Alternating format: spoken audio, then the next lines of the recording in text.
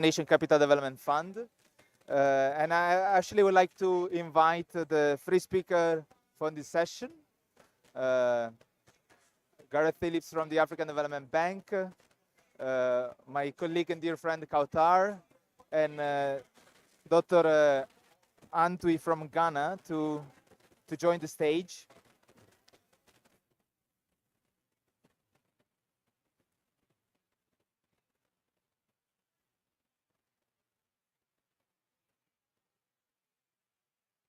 Thank you very much.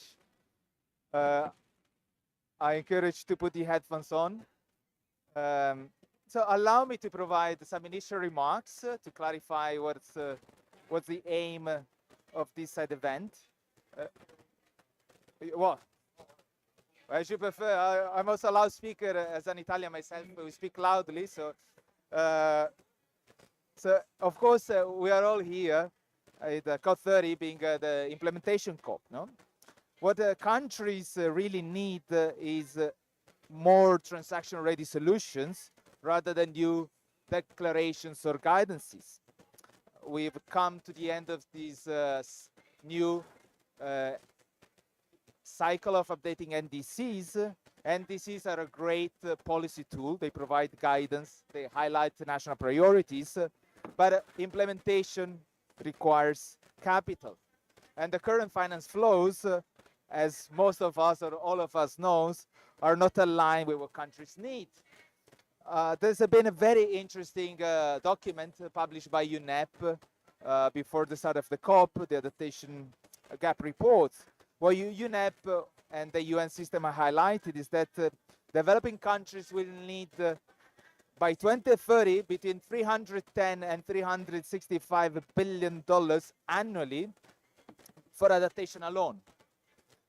Yet, adaptation finance fell last year.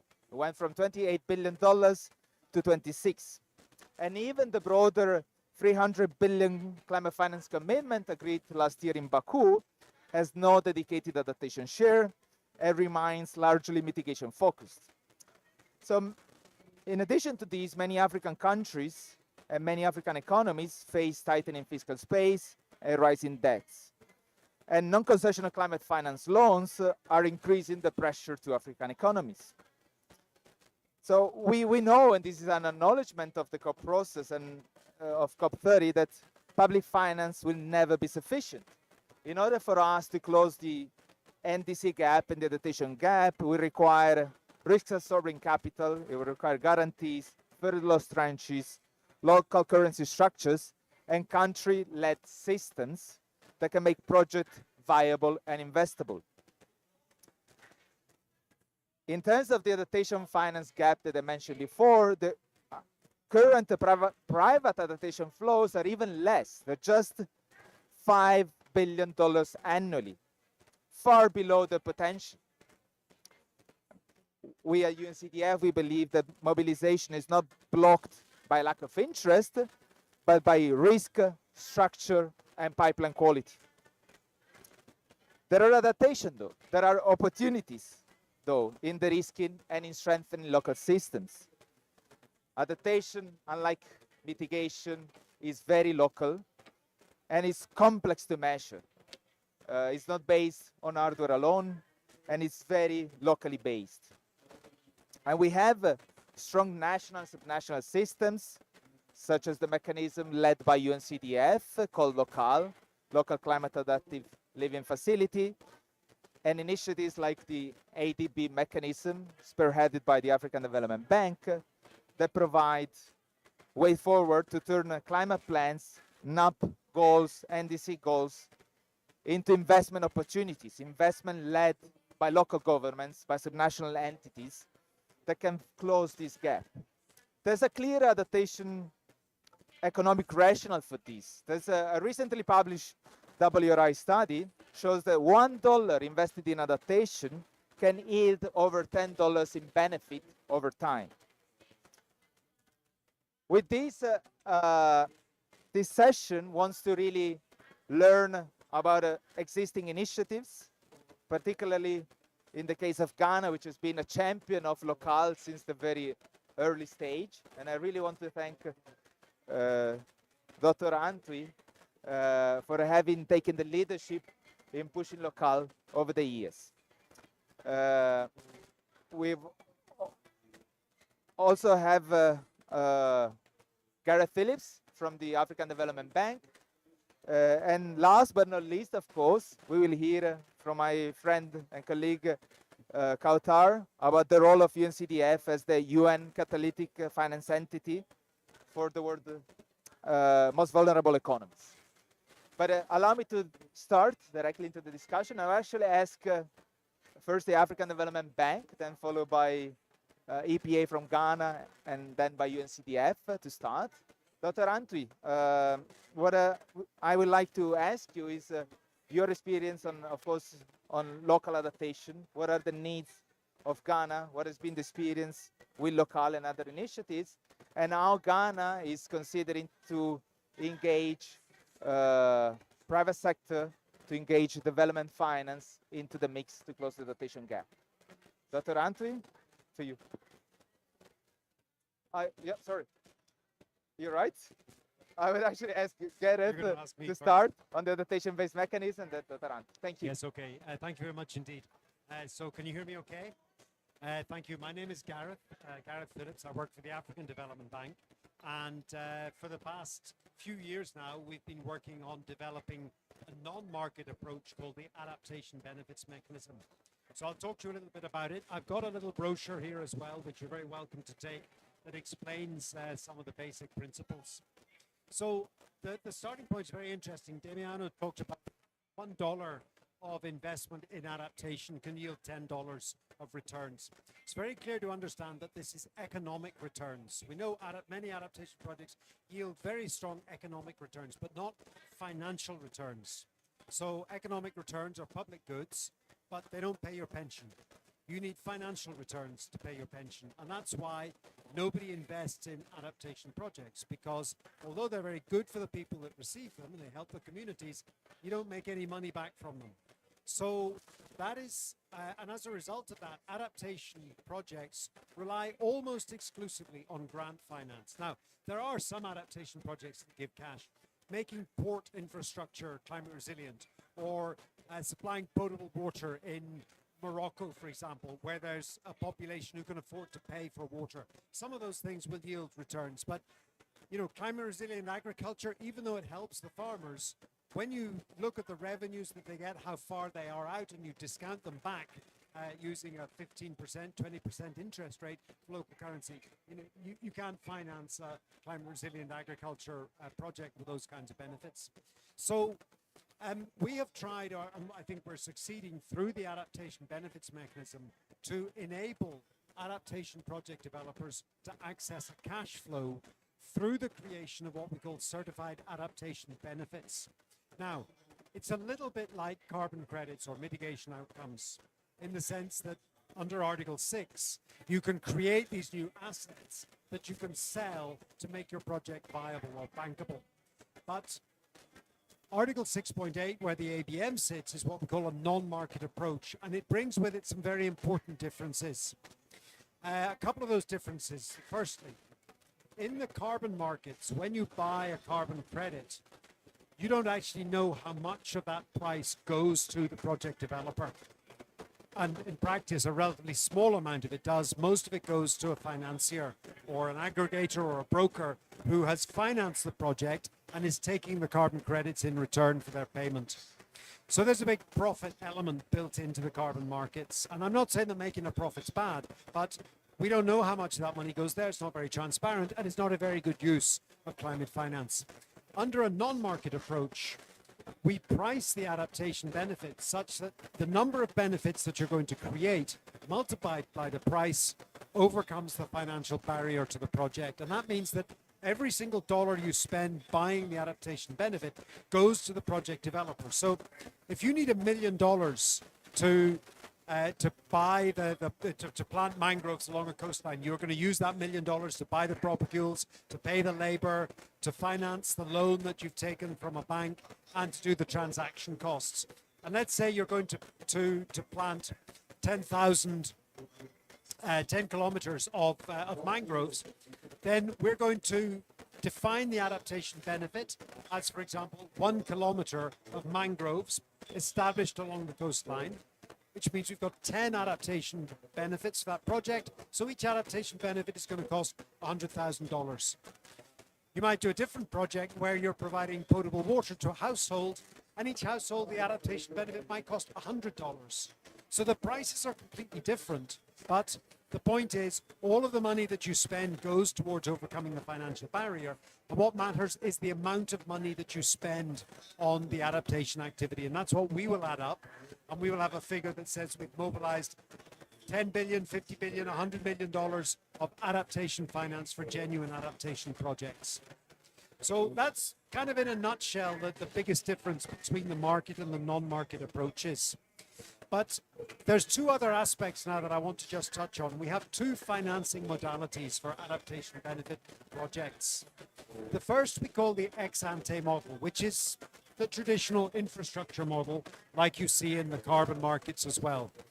You get your project registered using an approved methodology, and we put it into the adaptation supermarket. That's where we advertise all our projects. And then you look for a buyer for your adaptation benefits in the future. And you sign a contract with them to say, in 3 years' time, I will deliver these adaptation benefits and you're going to pay me however much money you want. It could be our mangrove project. You find a buyer for your 10 adaptation projects and they say, I'll pay you $100,000 for each one. So you've now got a contract guaranteeing you a cash flow of $1 million.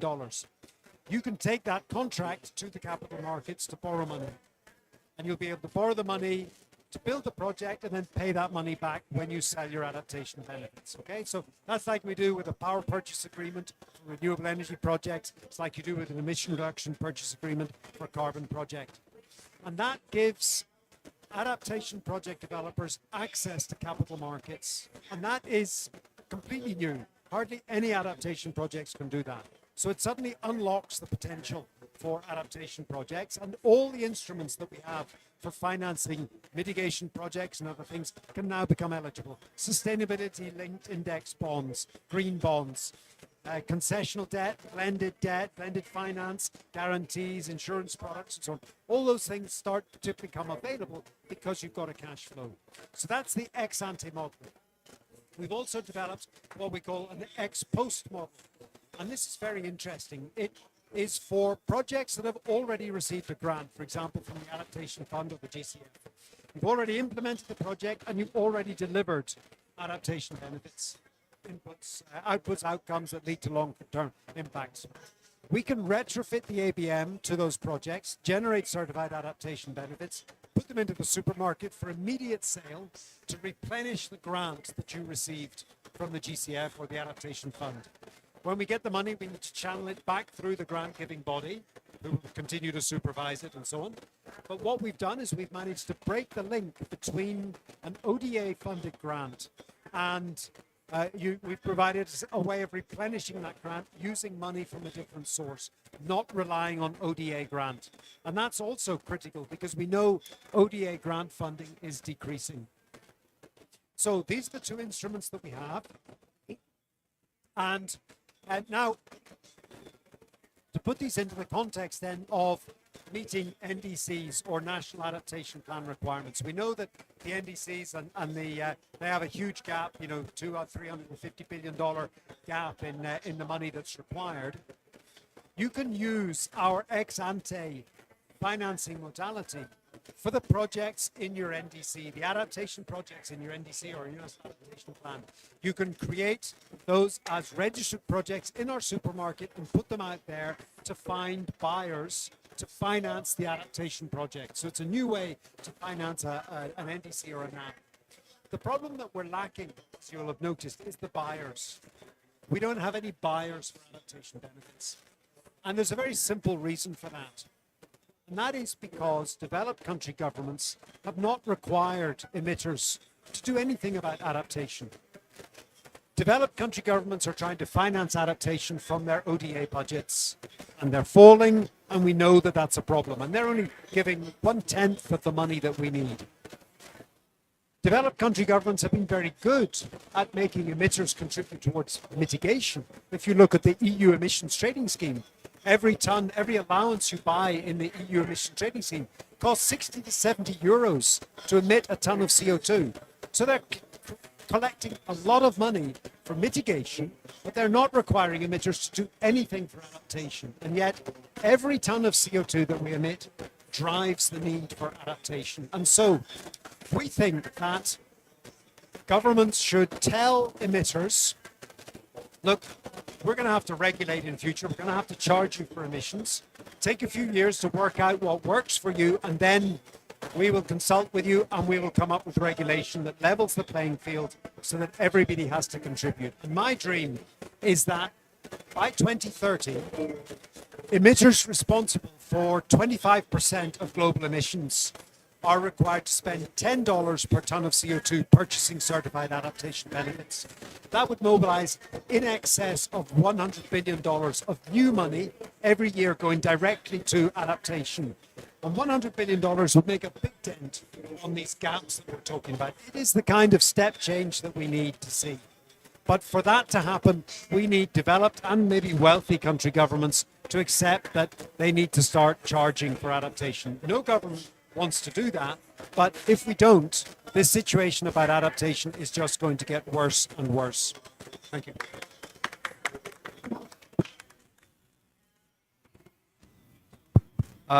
Thank you. Thank you very much, Gareth. I'm a big fan of the ABM. It's also, I think, the first one, or among the first one to be registered under 6.8. So congratulations to the bank for this. Dr. Antwi, as I was mentioning before, Ghana has really been a leader in the space of adaptation work on locally led adaptation. And I would like to hear a bit more from you on Ghana's experience and future views.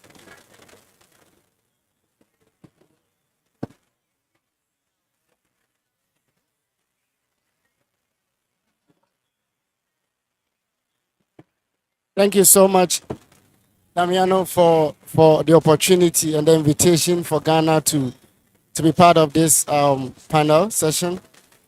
And so I am here to share experiences with the progress that have been made by the local project in Ghana. The local project, as is mentioned, is being implemented by the United Nations Development Capital Fund, in short UNCDF, through the Ministry of Local Government of Ghana. So the Ministry of Local Government is the mother ministry that hosts this very important facility.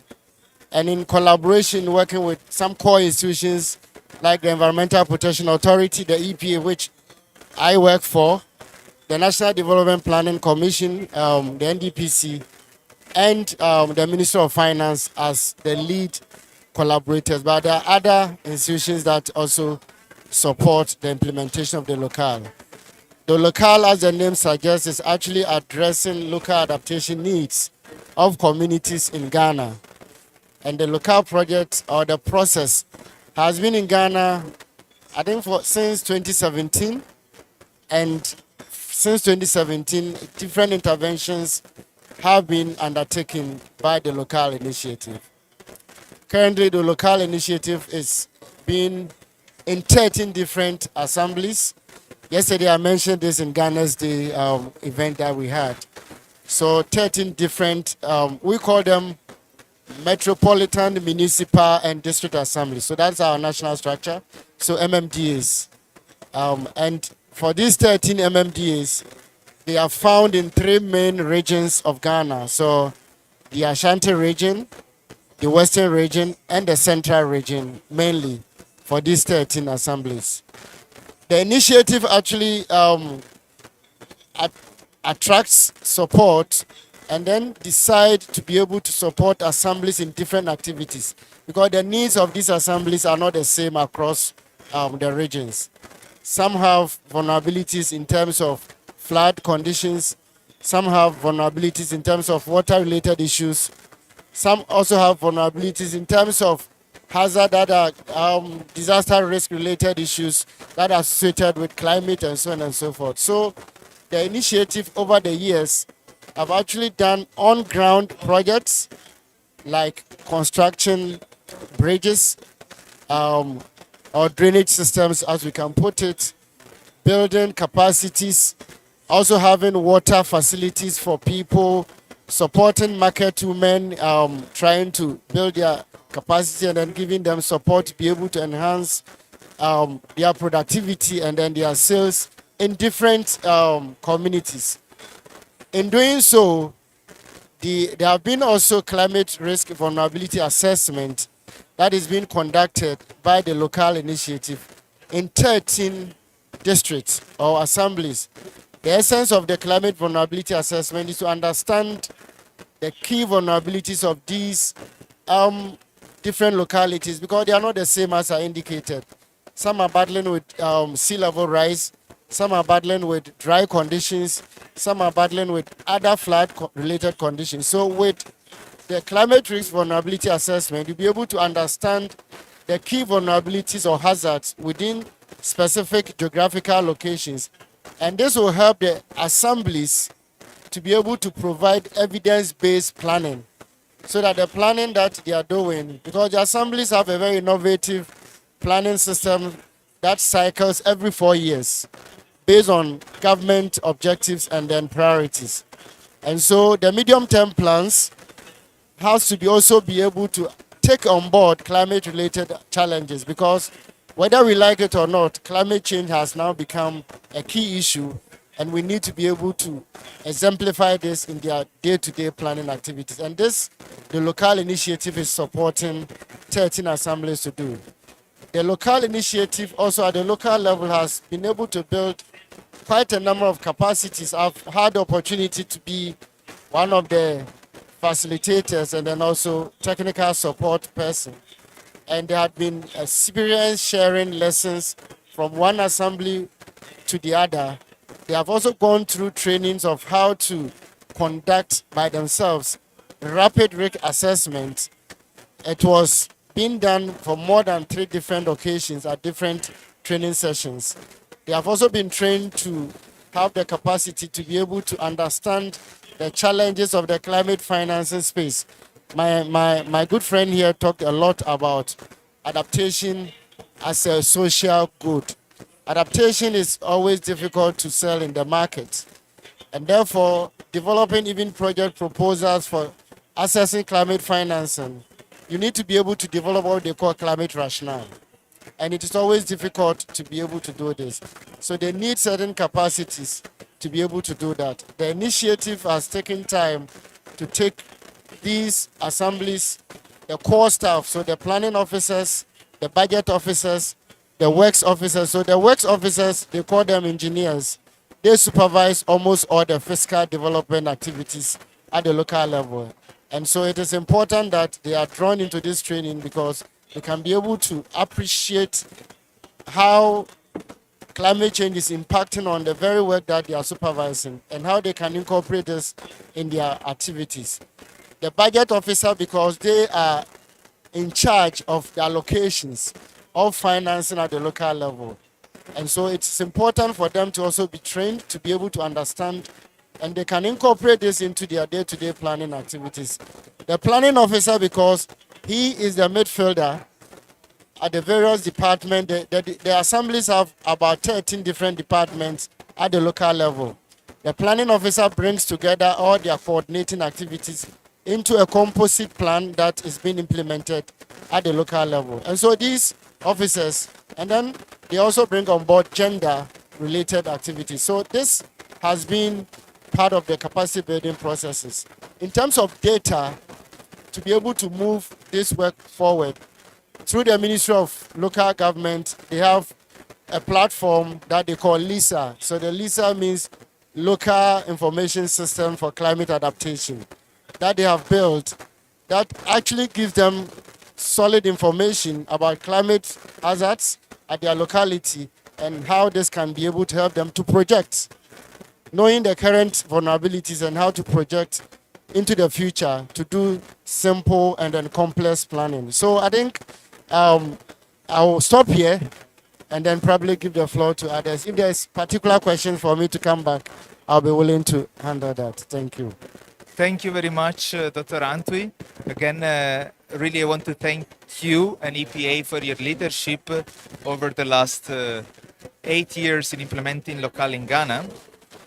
As you said, Local has this unique approach to really integrate climate change into local planning and local budgeting through the performance-based climate resilient grants, which really allows to strengthen national systems, to put local governments at the center of adaptation investments, and to achieve verifiable climate resilient investments. Now, last but not least, of course, I would like to ask my colleague Kautar Zerwali about UNCDF unique role in the UN system as a provider not only of grants, but only of concessional finance and guarantees to vulnerable economies, to seeds, to LDCs, and to African economies. Thank you, Damiano. I wanted to start by thanking whoever the architect or the mind behind this pavilion, because it's very positive. So it has been really inspiring to sit here and go through it. I think all of us working in climate, we're going down, so it's a good kick. So thank you, and thank you to the panelists. I think clearly you come with a strong passion. So as we come to close this COP, I think today you're giving me the boost needed for me to continue until Friday. So thank you for that. So my name is Kautar Zerwali. I'm a global lead for nature and climate with the UNCDF. And then I'm here to explain a little bit what is the additionality of UNCDF in the adaptation agenda, and how are we trying to solve some of the gaps that we have. So UNCDF is the smallest UN agency. We are, all of us, we are a total of 250 colleagues around the globe that are really trying to work to empower the private sector. And then in the climate space, we work looking for nature-based solutions. And then also we want to empower the local communities and then the small private sector, that without them, I think all of us working for adaptation, we cannot move with the adaptation. Adaptation plan can only be driven locally at the local level. UNCDF has a high risk appetite. Our additionality is we go and take the risk, work. We have a de-risking agenda. We work with these local communities, with these small SMEs, where nobody is ready to take the risk.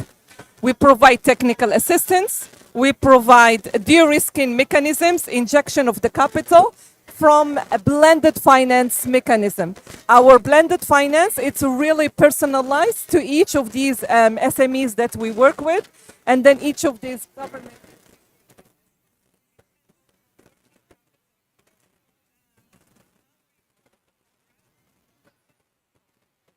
are always below the commercial interest rate.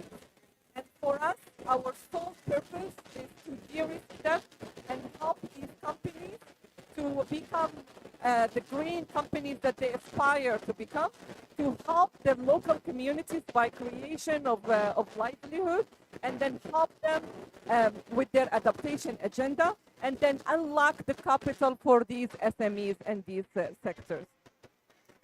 Our sole purpose as well is to change the thinking of these private sector companies from nature as a resource to nature as an asset. And I wanted to just stop here and dwell a little bit of what is the difference between from nature as a resource to nature as an asset. Nature as a resource is, there is a resource for me here that I need to capitalize in. And then nature as an asset is an asset that I need to cherish, I need to work with for long-term sustainability. Our examples really is to scale up. So we exist, we take risk on behalf of big players, and then we get them ready to scale up. So we have many examples where we work with these, and then we help them to expand their market as well. So we help them acquire green technology. I think all of us working in the climate sector, green technology is where it requires an upfront injection of capital. So we do that as well. We provide technical assistance, and then we work with them as well, so their business model become a green business model. I think that I'll stop here. Thank you very much. I would like to ask one question each, but first I see there's a panelist that wants to add, so please.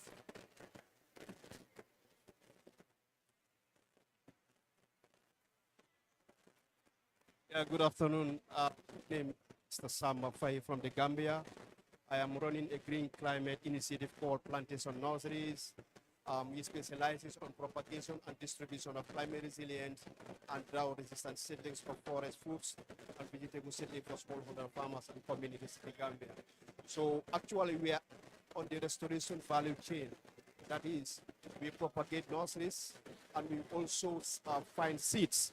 Yes, okay, we find seeds, and moreover also we are into ecosystems, which I believe is adding or is also very important in terms of adaptations.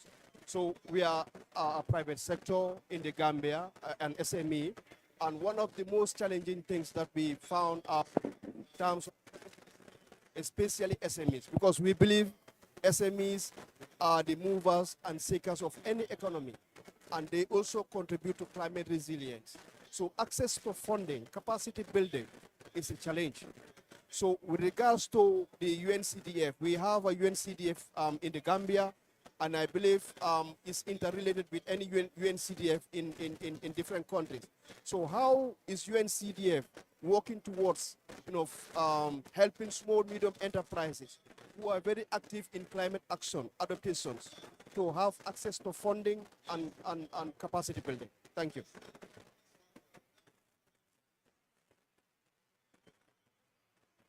Thank you for your question. Indeed, that's our core business, and this is for us. We believe in strengthening, supporting the SMEs.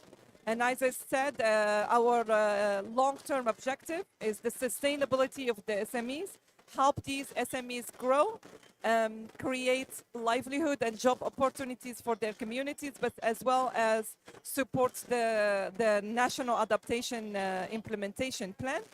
And then how do these SMEs, so we usually, it depends on the country, it depends on the context, but then we usually, with our partners, we do call for, not applications, EOIs, expression of interest.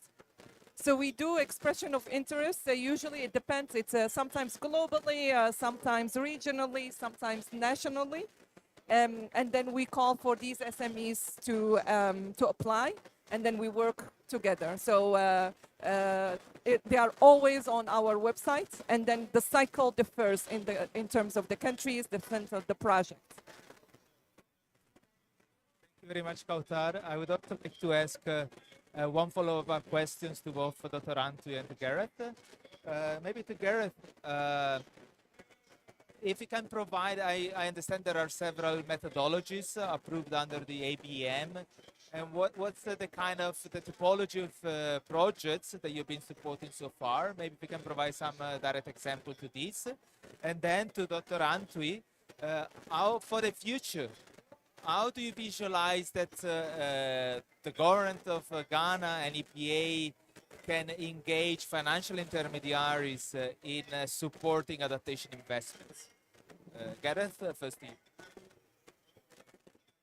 Thank you very much.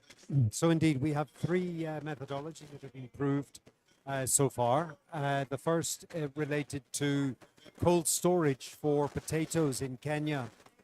We know that as the climate is warming, then the number of degree days over time is increasing, and when you store potatoes, they have a certain resilience to degree days, and as it gets warmer, then they start to rot sooner. So this was a cold storage exercise In fact, we don't have a project going with it, but it was an interesting example. But I would like to see that methodology actually expanded and modified to offer effectively a means of subsidizing the development of cold storage as a service, so that you could use money through the adaptation benefits mechanism to build infrastructure to cold store food or fish, whatever, or other products to increase its shelf life. So that was the first one. We don't have a project for that. The second is climate resilient cocoa production in Cote d'Ivoire. It's basically an agroforestry model. So at the moment, cocoa has been grown in full sun, and typically the trees die at the age of between 19 and 25. That then incurs a lot of losses for the farmers. They have to replant, and in some instances they are relocating to new areas where the climate is not so harsh, which is driving deforestation. Now, if you plant the cocoa trees under shade trees in an then they of age and are more productive through their lifetime.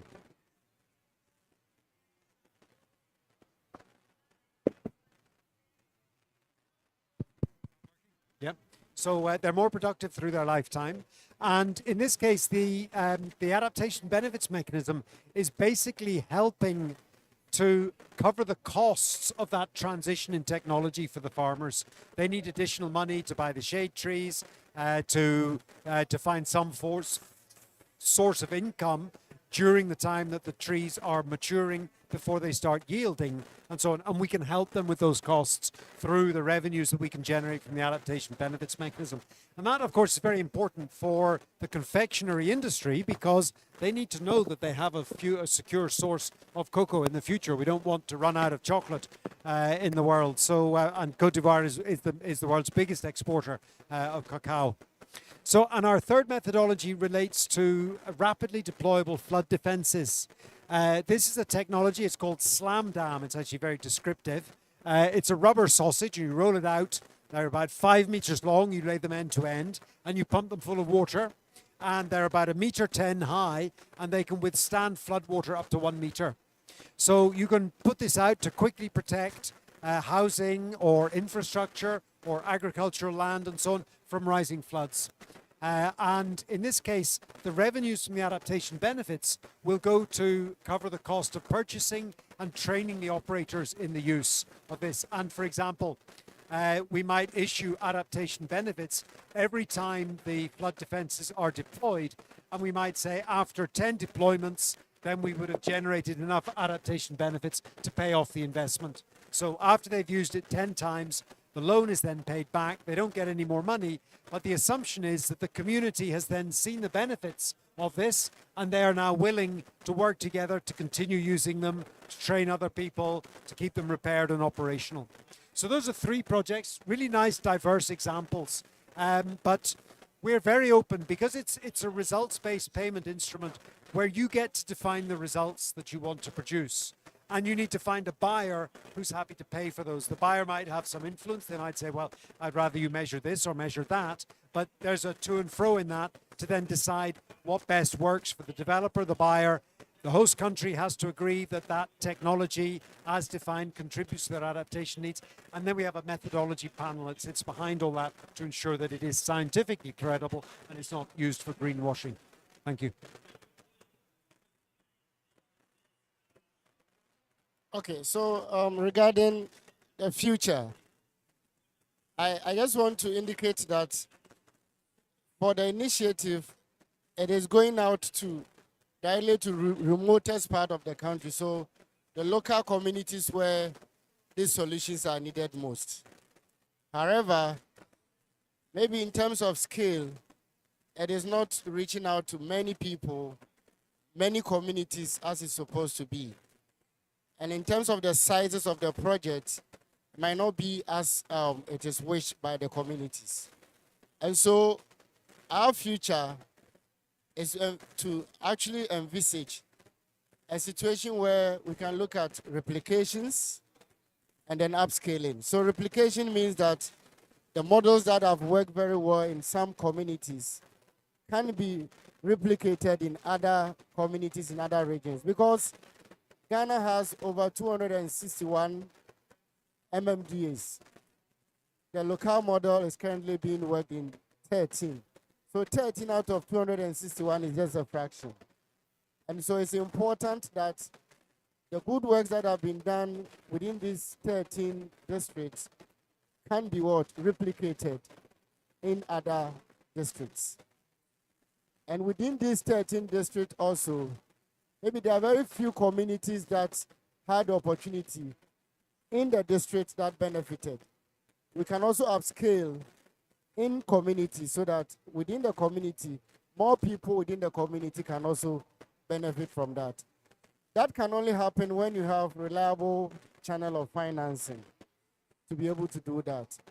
And it's important to be able to explore all kinds of instruments that will help us not to put financial burden on the community and then the government, but be able to support development. Because for me, there's a very thin line between adaptation and development and social development.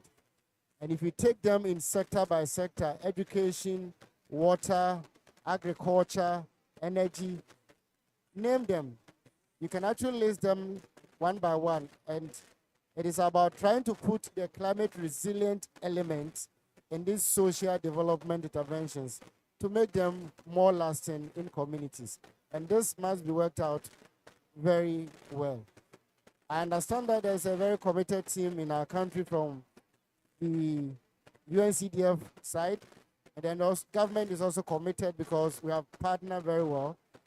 What is left is to sit down to work the modalities, what kind of instruments can work well for us, and how can we achieve that.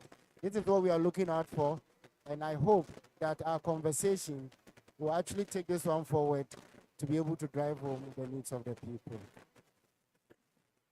Thank you very much, Dr. Antwi. Before we close, I wonder if anybody from the panel wants to ask a final question.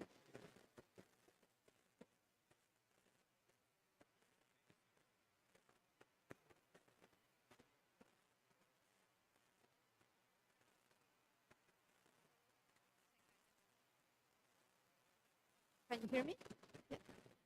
Thank you very much. It was an amazing and very innovative concept. The part of the using the adaptation credits, benefits. Sorry. I come from the city and marina.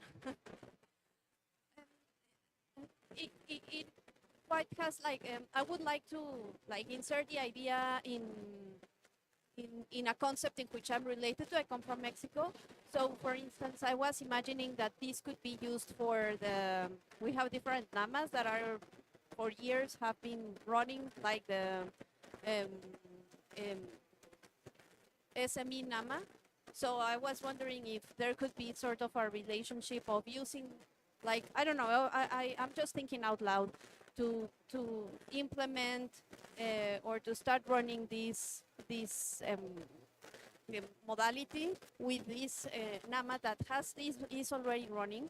That's one, like one project that is already running. And secondly, for the implementation of the NDC Mexico NDC 3.0, like if you have worked with governments at high level, like implementing this type of exercise, because I think it would be really relevant for the Mexican policymakers to try to allocate this concept in something or in a program that it's already running in Mexico. So I think it will be very good. Passing the word to Gareth, the second.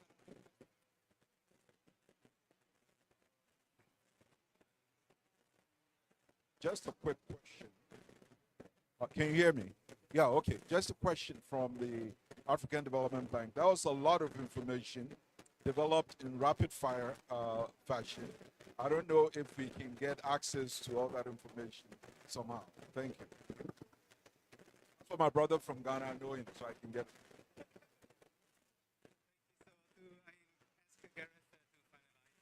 it. Yes, thank you very much indeed for the questions. So we've termed it the adaptation benefits mechanism, and we're focused on adaptation because, you know, it's the side that's been missed out.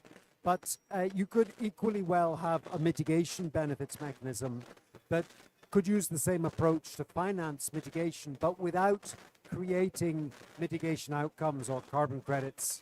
That's one of the key features of Article 6.8 non-market approaches, is that you do not create assets that are transferable, because once they become transferable, they become the source of speculation.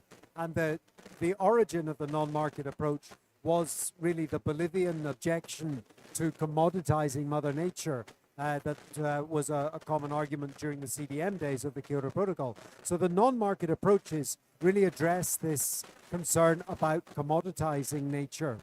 And we've now found that actually, if you don't commoditize it, you have a much better pricing structure. So, for example, if you wanted to use a non-market approach to finance a mitigation project, you could say, let's see, I need to build a sanitary landfill project that doesn't emit methane. And it will help the country meet its NDC. And I don't want to give away the emission reductions or the mitigation outcomes from it, because I need those to meet my NDC. But you might find a donor or a philanthropy or an emitter who says, okay, I'm happy to pay you for doing that. I don't want the mitigation outcomes, but I want to know that my money is being used. So, they could say, I will pay $10 million towards the creation of mitigation benefits that are related to methane reduction from your landfill project. And you can consider that as a source of revenue to help finance your project. So we're focused on adaptation. You can do it for biodiversity, desertification. You can do it for mitigation as well. And in fact, you might envisage a climate benefits mechanism that then diverged into each of those different approaches. And if you have existing projects that are underway, then this ex post approach that we have, if you haven't already created mitigation outcomes that you've sold or traded away, if those are still sitting there on the table, then you could take this approach and monetize those, but not for trading. The only thing you can do is cancel them straight away. And I have a brochure here that explains a little bit about it and gives a link to our website. Thank you. So I think we are wrapping up, right? Yeah. So Derek, I just want to say I am very happy to see this actually advancing to this very stage. I have been one of the champions of the Article 6.8 negotiation, and so Ghana, Bolivia, the Gambia were during the difficult times were the ones who stood in for this negotiation. So I'm happy that the 6.8 has matured and parties have started and partners have started pasting projects that can be beneficial. So I'm so happy to see this coming. Yeah. So I think it's been very fantastic. Maybe we'll have bilateral and then we can also take it from there. Thank you so much, the three panelists. Really a big personal thank you. And thank you, of course, to the NDC partnership for providing space and Ad Maiora. Thank you so much.